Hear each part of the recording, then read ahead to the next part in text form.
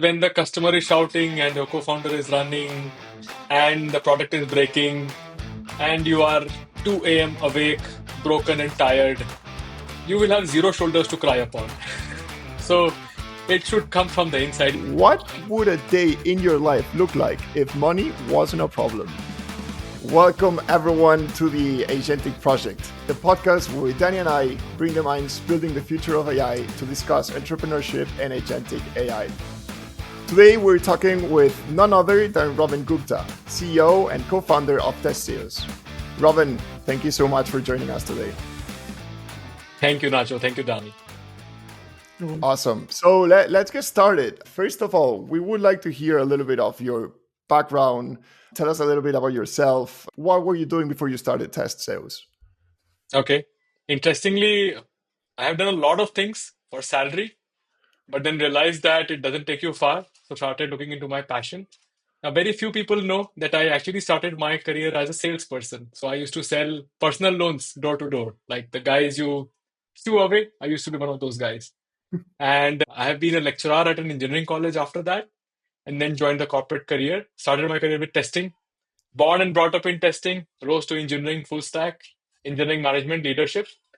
And then after I did some research, saw the advent of AI, realized that this is going to change the world forever in irreversible ways. Took a short break, got into an accelerator, and then started my own entrepreneurial journey. So that's where I was, and that is where I am today. Okay, fair enough. That was quite a career right there.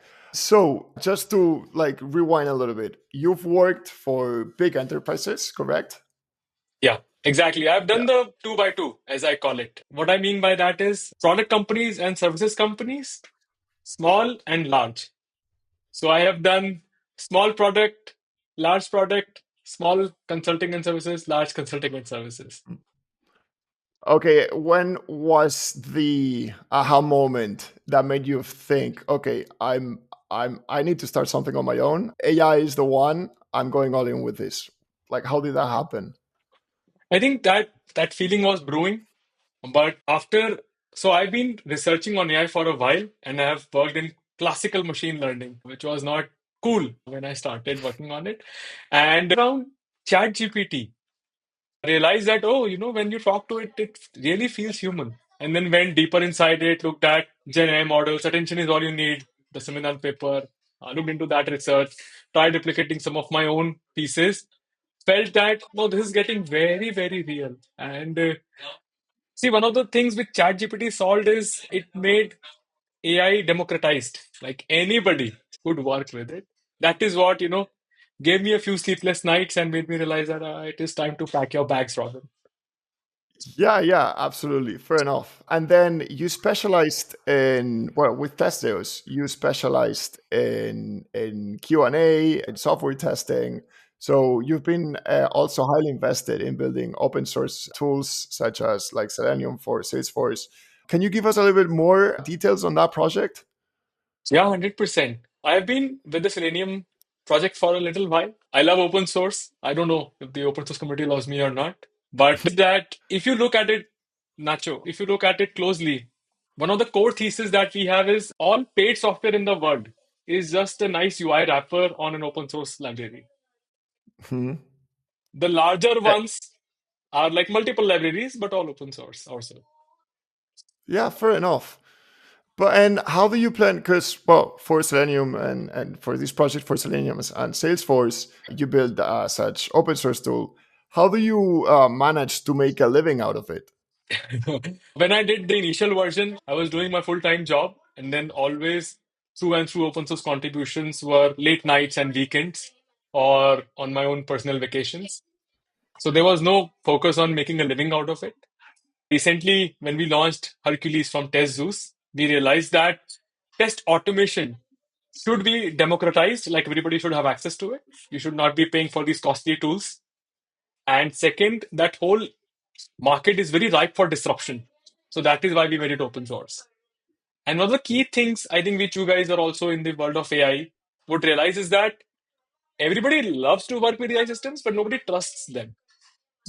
So that is why we launched it open source. That, see, we are not doing any hanky panky stuff. We're not stealing your data, anything. This is out there, guys. Go read the whole source code and ask us questions. This is open source offering, but we're also building the SaaS offering.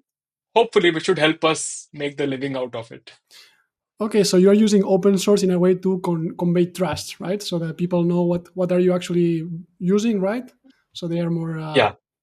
Okay, that's interesting. Now that you were mentioning about the project TestZeus, can you explain a bit for those that are unfamiliar, what are the problems that you are trying to solve?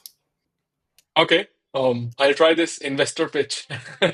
1 minute. So, okay, 1 minute. Okay. We believe that software testing has always been very costly, technical, and fragmented.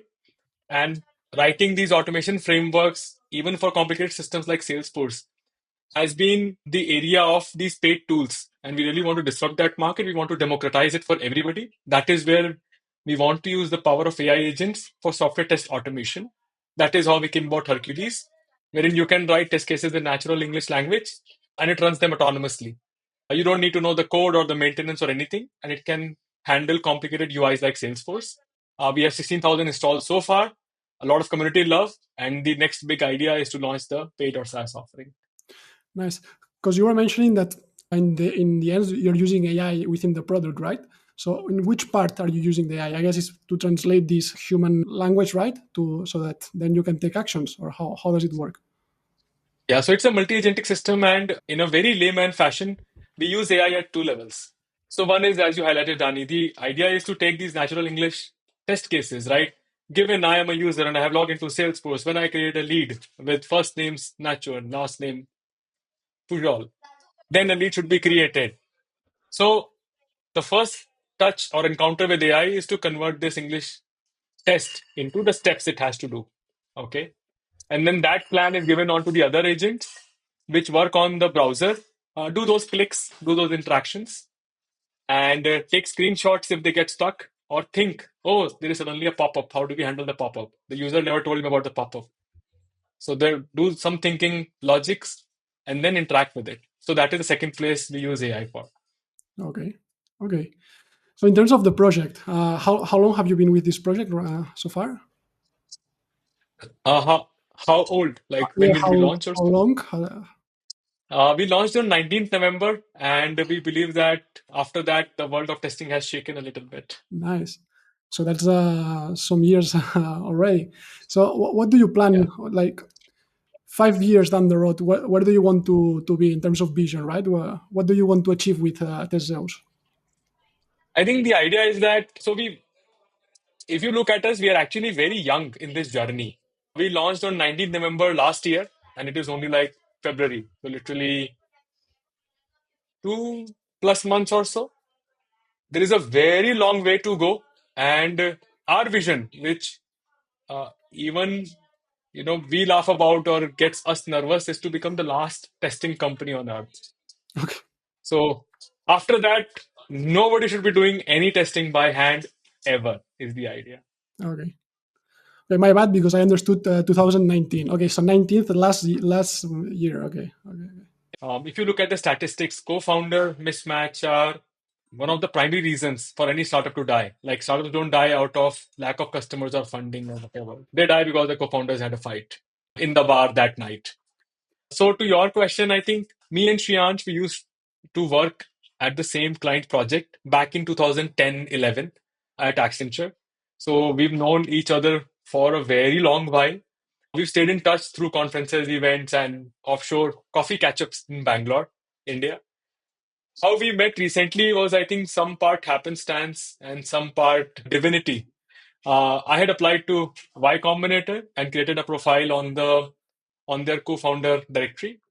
He Mm. had already quit and he was looking at co-founders. He had tried a few slings with other co-founders, and then he found my name and he's like, "Hey, hi, what are you doing? This looks odd. Let's catch up." So Nice. then we caught up, and then we are catching up ever since. You actually joined the Y Combinator co-founder that like board, and that Yeah, actually worked. We've been there a couple of times, and yeah. oh, there is a little bit of everything there. Man, I Yeah, thought that these portals never work, but in the end, you had worked with him in the past, right? So you knew a bit yeah, about, exactly. right? Because if you are Yeah, like meeting someone online without having worked with him before, it's complicated, right? Because you don't know very complicated. everyone is in the web, right? So you don't know you can end up with. Yeah. Nah, But I think a key thing for everybody to take away is that when you're looking for co-founders, right, you might get lucky eventually, but then just try to stress test your relationship, right? What people do is that they catch up with, let's say, strangers, and they act all nice and they go out for coffee and they try to pay the bill. And this is that whole dating scene. I would recommend that don't do the dating scene. This is a marriage thing. Just have all the as many fights as possible as early on, and then see that are you still sticking on or not, because this will happen day in day out. that's a good one, actually. That's a good one. So And like, don't act nice. Like, it's okay, chill. Act nice to your customers. you really want to know the person during the downtime, right? No, not when everything is working Exactly. good. Yeah, that's good. Yeah. And on that line, have you had an experience before finding this founder where you wanted to start a journey and you had to stop, or it didn't go through because, or you were on your own, or you didn't find the right match, or you found the right match but then they betrayed you? Have you had any experience similar to that? That you can share. No, interestingly, I've never had that. My co-founder Shiansh, he's had previous startup experiences, but also, like, I don't know, like, as a human, I'm pretty amicable, and my whole idea is that you can fight as much as you want, but if you don't serve the customer, then it doesn't add up to anything. So focus on the customer, like, give all the love there, not to your co-founder. Nice. Okay, maybe let's move a bit towards the future. So let's discuss a bit your vision about AI agents and how do you think they will play a role within society. So yeah, my first question is about, according to you, what would be the biggest myth that founders have about AI agents? Because everyone is building AI agents today. Everyone thinks that AI agents are the next best thing. But of course, with all this interest, there's also hype, right? So what's the reality? Um, okay, I think there are two parts to the reality, right? So the first part is that everybody should realize what an AI agent is. Like, it's a very commonly thrown term, but okay, I spoke at a conference recently, and I think there were like 31 people, so not a small size, sizable chunk of audience. And I asked this, like, can one person help me understand the difference between a tool, a copilot, and an agent? Zero people rose their hands, or zero people gave the answer. So first, people should understand, like, what's an agent, at least from the academic, like, research angle. That it should have memory, it should have tool function calling, it should have an LLM core, it could be implemented in a certain pattern, like React is a pattern, right? Or see, observe, do is another pattern. So please differentiate a co-pilot from an agent. And as the word says, agents are about autonomy. The word itself comes from agency. So it should have that agency. It is not a co-pilot. So first is the definitions and look at it from a very pristine research angle. And the second is, while you see all this myth in the universe about agents and the agents taking over the universe, do your own experiments. Don't go by that YouTube influencer or by Robin on some famous podcast telling you about agents. Go implement a small LangChain library. There are like 99 things out there. Spend one Saturday evening. Don't watch Netflix. That will be your profound insight into how real is this thing for your use case. Can it write an essay or a poem? Yes. Can it do testing? To some extent. Can it take your job? Don't know. Hot take. So, I think the answer lies in experiments and testing it out. Actually, you were mentioning now some libraries and frameworks like LangChain, and what we have seen is that the dev world is a bit separated. Let's say we have one side that it's prone to use like these frameworks like LangGraph, Creo AI, but on the other hand, we have the others that say that these frameworks are abstractions that are like so complicated that you can only get till one point, and from there you have to build it from scratch. What's your own experience with these frameworks? Do you recommend them? Do you recommend building these LLMs or well these programs with raw Python? What's your take on that? Yeah, I think in my own career through the years, what I've realized is that any development or any engineer working on something, right, only happens through two things. So one is outside. Somebody pays you salary, somebody pays you a contract, some work has to be done, right? Second is inside. Because I want to learn, so I should do these things, right? So if you're in the first category, there is a certain goal, there is a client sitting on the other side, some work has to be done, right? See, the real value is not about the framework. The real value is about solving that support ticket or, writing a poem or doing that test case. So just focus on that. Don't just throw out clean code practices, but don't over index towards them initially, right? Show the value is the idea. And if it is from the learning perspective, right? In that case, like just leave out the frameworks, do raw Python, spend few more weekends, don't watch Netflix for 3 months now. Learn all of it, become an expert, and go do that first thing, like solve somebody's real problem. As YC says, like, make something people want. Like, and nobody wants like your framework. People want some real value. Yeah. Okay, cool. And regarding the quality assurance industry, like you have deep expertise on the domain. Like, how do you think AI agents will change the quality assurance world? Okay, I'll take some spicy answers here onwards because quality is close to the heart. See, when we show AI agents working, or we do some of these demos, right? Um, there are immediately these two reactions. One is surprise, oh my God, and second is oh my God, this is doing everything. Then what will I do? Yeah. Right? Right? So I think AI agents will have profound impact on the whole SDLC, software development lifecycle or delivery, including development and testing and other areas, right? And this will just push everybody towards a higher plane. So one of the other like spicy takes we have, at least in-house of TestZeus, is that test automation has nothing to do with testing. You wrote some test cases, now you're writing some framework to automate them. This is not testing. Testing is about performing a real critique of that application, right? How Nacho would look at, let's say, their iPhone apps and say, oh, yeah, this blue is a little dark blue. Maybe I prefer a little lighter blue, right? Or Danny says, I don't like these 3 clicks for which I have to log into this web meeting application. That is real testing. That is, you are critiquing it from your own perspective, right? But once you've written this and you're automating all this, that is not test automation. That is nothing testing. That is just automating routine checks, right? That's right. In summary, without going too far, the idea is that can AI agents solve all of these? To some extent, yes. But I still believe that only a human can understand, this critique angle or this flavor, this culture for that human. Like we were talking about Barcelona before the call, right? Everybody has their own views. And if I put on a certain t-shirt of a certain club, right, who won a certain match last year, maybe some people will like it, maybe some will not, right?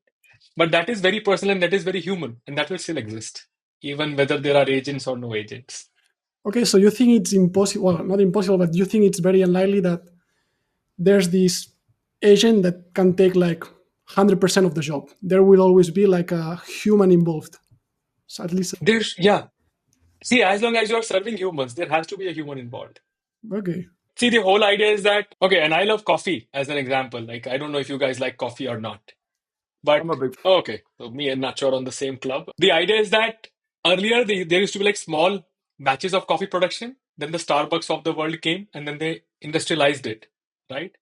But now we are seeing this one more third wave or fourth wave of coffee, wherein again small batches of coffee are being produced, and there are these taste makers, these tasters who do these small sampling, and then they certify the coffee batches because they're certifying it for humans. And that is a very human job that cannot be done by a machine which does not have a tongue or a taste profile. Similarly, for web applications, when you go to Sigma.com and you look at the website's homepage, Yeah. as a designer, you are much more inclined towards liking it because it is made for designer personas. Understanding that culture, that nuance, what is a designer persona, is still a very human thing. Yeah, makes sense. Makes sense actually, because we have a couple of ideas on the road about products we can build, and we're exploring a potential idea of building a vertical that can take as much as possible of a department.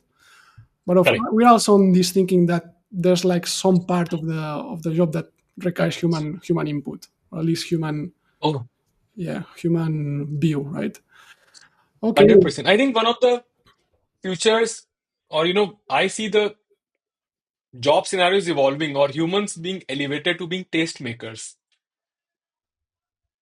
People who are from India and understand the local culture and the colors and the theme and the spices and the flavors will infuse that thought process into building that web app for, let's say, the Indian audience. Yeah, So we become the taste makers, the culture makers. The making itself is done by AI agents, or the testing is done by the AI agents. I see. I see. Okay, and on this line, like if we have go like one step higher, like I don't know if you have Yeah, kids, yeah. but how do you think that like the future generations will coexist with AI, right? Imagine like 15, 20 years, like once that AI has developed much more than today, that even today it's quite developed. How do you think society will co-live with AI? Yeah, I think that's a very profound question, which we generally ruminate about on the weekends and evenings. Side question, like, do you any of you have kids at home? Not Oh yet, no, not not yet. yet. No? Not Oh, yet. okay. Yeah, yeah. Do you have any? Yeah, yeah, exactly. So I have a 9.5-year-old growing daughter, and Mm. we'll take that example, right? Because I see them as the future of humanity. 15 years later, they will be humanity, right? So she was asking me something about, some homework or assignment, and I said, okay, let's work with ChatGPT, and we solved it. Now the next time when she had a tough question, she's like, hey, can't we do it with ChatGPT? I'm like, no, no, no, we should not do ChatGPT for every question. Right? So, to your question, how will they coexist? I think they will coexist beautifully. Everybody will get a wise assistant, right? So, everybody will get this, like, a, how do I put it? An assistant which can answer every tough question. And therefore, humanity will coexist with agents to build exponentially better society than what we have today, right? For example, for this call, you guys had to find me, I had to find you. A few messages and calls and logistics later, we are finally here. Yeah, What if our agents could do it and we suddenly just boom, bang on the call? Suddenly, Monday morning, we are here. that would be efficient. Actually, it's very interesting what you are mentioning about kids using ChatGPT, right? Because I've been thinking about it, and at some point, though, what I think future generations have to be very careful with is about losing the critical thinking, right? Because if you're a kid, you are growing, you're going to school, and you have to do the homeworks. In our era, we had to do the homeworks ourselves, or at most using Google, Correct. right? Today, you can just use ChatGPT and he will do the homework for you, right? And I think the problem here is that if you get used to accept whatever the LLM gives you back, you can lose a lot of critical thinking, and this in the future can be like a weakness, right? And for example, we see Exactly. when coding, we see a lot of people trying to jump into building stuff using Cursor, Bolt, whatever, and they are taking for granted whatever the LLM is giving them, right? But at some point, the LLM doesn't know how to fix the bugs, right? And it's at that point that you are lost, right? So I think there could Yeah. be some kind of similarity in terms of risk, right, in life. Yeah. But yeah, 100% Dani. And I'll just extend that further. See, the idea is that here, we had these blogs, how AI killed programming, how AI killed engineering, all this. Like, Yeah. I've also written one, so I'll take some credit. nice. But the whole idea was that engineering is not equal to programming. So AI can do programming, but setting up the technical implementation, thinking about the user's context, let's say in the case of Twitter, figuring out how will these, million API calls per second will happen across different geographies. That is something for which you require critical thinking. And I'm not talking about reinventing Twitter. Let's assume that you were to implement Twitter for the first time ever. a social media network which has a home feed and which has recommendation algorithms. This has never been done. The AI has no clues about this fan out algorithm and throughput per second and all those things. So it will struggle. That is where the humans have to do the real engineering, where the AI does the programming. Yeah. I personally love that take. That is a really good take. We've been focused on how can AI replace humans and everything they do, but AI can replace things like humans on doing things that have already been done, but not doing things that have never been done. You need like brilliant minds to do that. Like, I don't know, when Thomas Edison first invented the light bulb or whatever, like it's an invention that comes out of like human touch. At the Exactly. end, AI is trained based on human touch. So AI can replicate what's already been built, but not what's hasn't yet been discovered, I guess, at a general level. At least as of now in 2025, we'll see how that evolves Yeah, in the exactly. upcoming years. Yeah. No, Yeah, good take. I 100% like it. natural. Hmm. Yeah. So a lot of times people ask us that, so what should we teach our kids? What will be the future of jobs and all? And again, another thing that we discuss internally, me and my co-founder, is that innate human capabilities like real imagination, creativity, right? That is what humans will continue doing. And then once they've done it, they'll condense it into a knowledge base, which will be given to 99.1 as updated of October, and then it will know about that. And humans continue breaking newer barriers. Shit, shit. Like I mean, it's gonna be interesting for sure. It's gonna be like hell of a ride. We've heard you a little bit. You've spoken about TestZeus. You've spoken about your career. You already have like kids. You've been go you've and we wanted to ask you if there's someone out there who's 20, 21, or in their early 20s and they want to start their career, whether if it's building something on AI, whether if it's building something on their own, what is the one piece of advice that you would give to that person that is listening us right now? I think something which I spoke at a college last year was um, be furiously curious.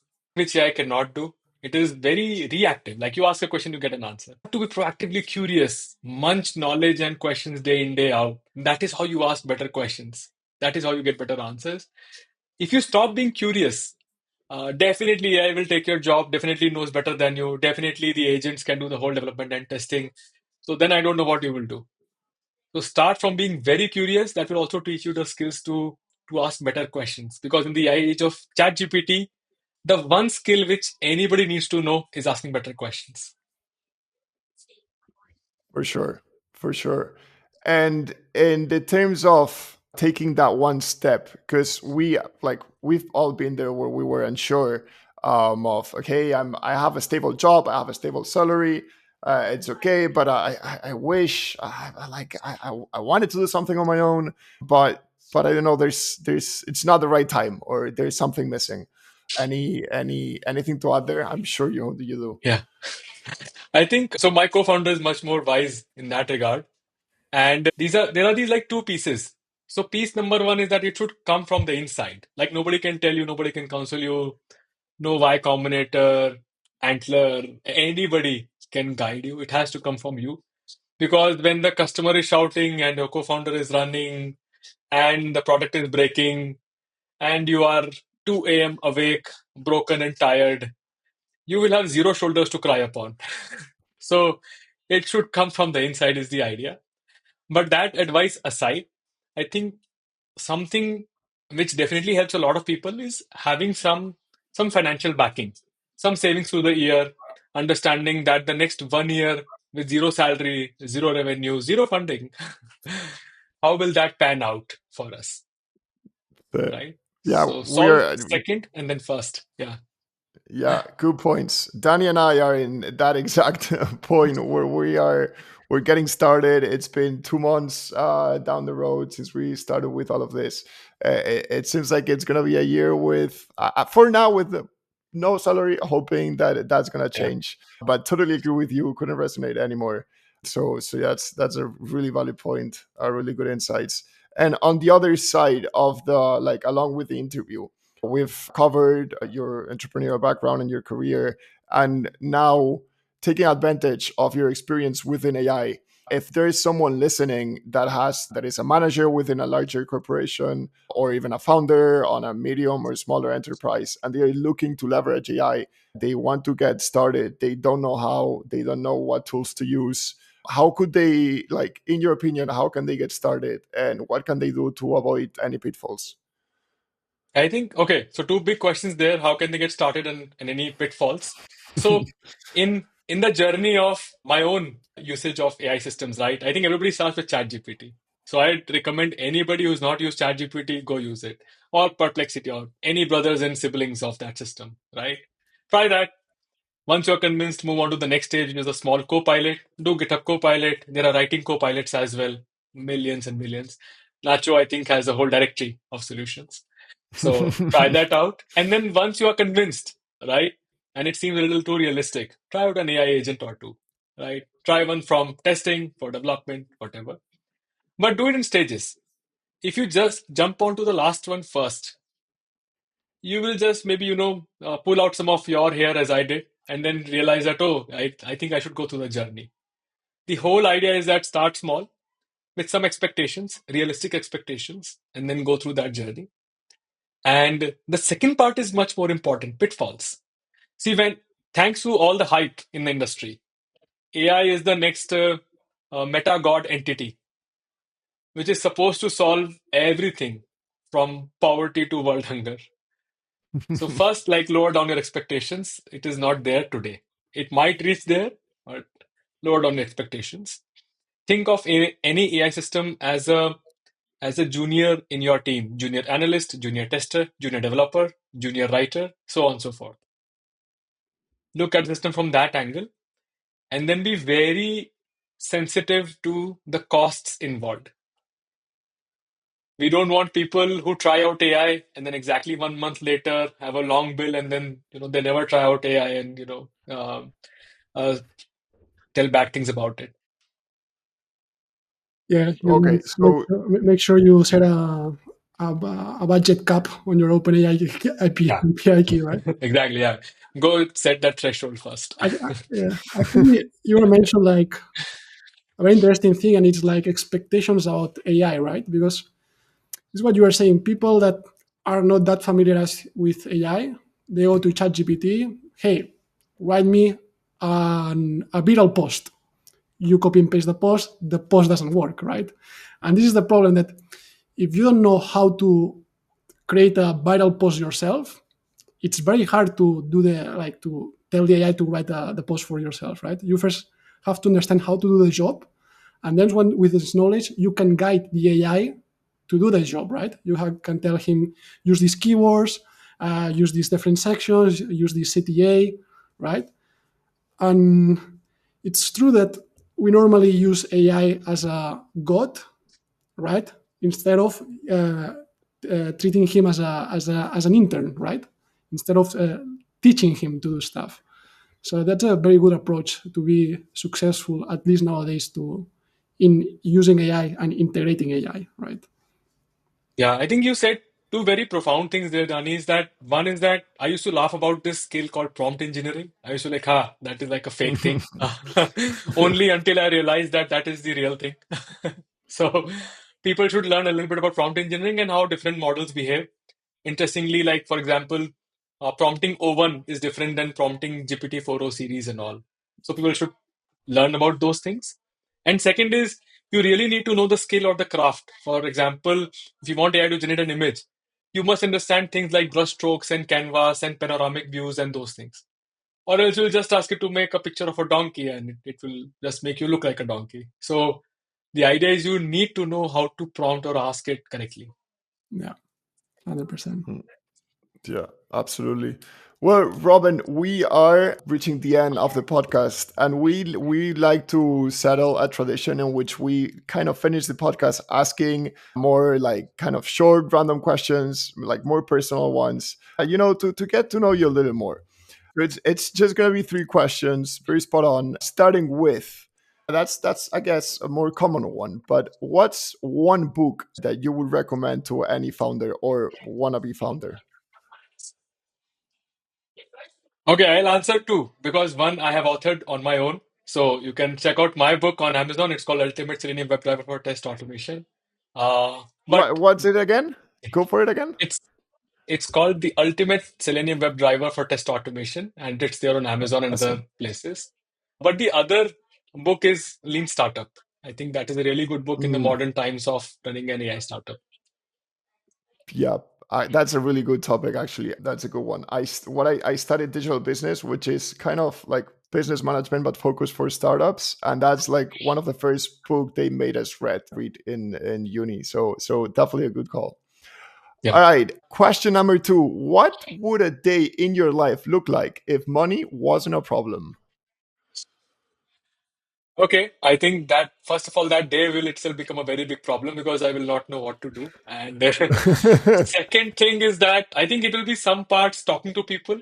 Um, I have come from teaching people as one of my first careers. I am still very passionate about teaching people about new things. So that day would be three parts. One part would be teaching people about new things or maybe old things. Second would be some self-exploration, reading, writing, coding using AI. And then third, I have been stuck to this chair and this place for a while. Thank you, startup life. So would love to go out and do some other real life things. Fair enough. That's a valid point. Especially the third one resonates.